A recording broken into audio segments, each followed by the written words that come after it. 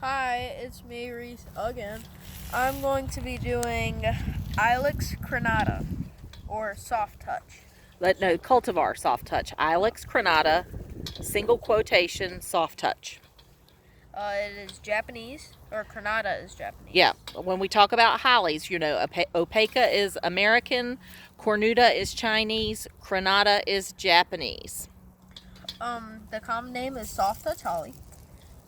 Or you can tell because it actually does not have spikes, or it's not spiky like other hollies. Like Ilex opacas, yep. The leaf arrangement is alternate.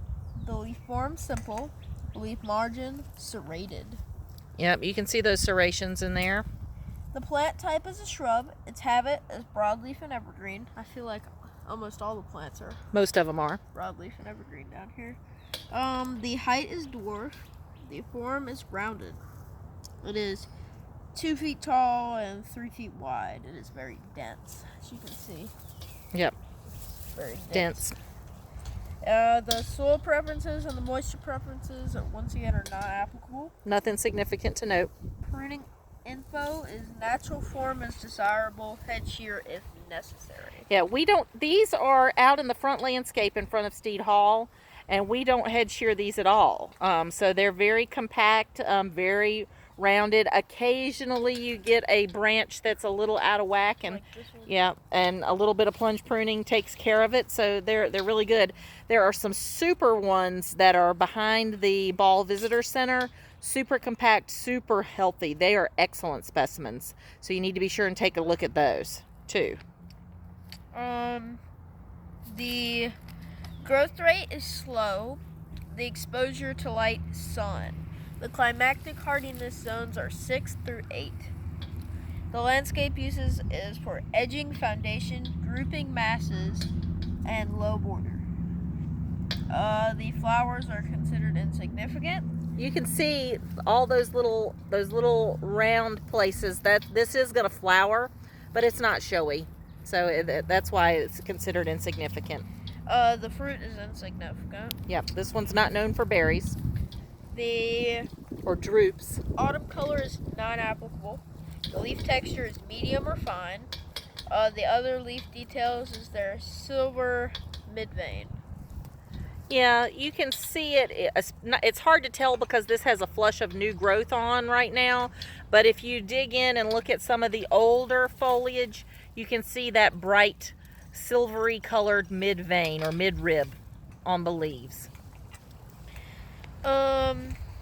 The leaf texture did that. Notable bark characteristics and notable cultivars are non-applicable. Yep, this is your cultivar.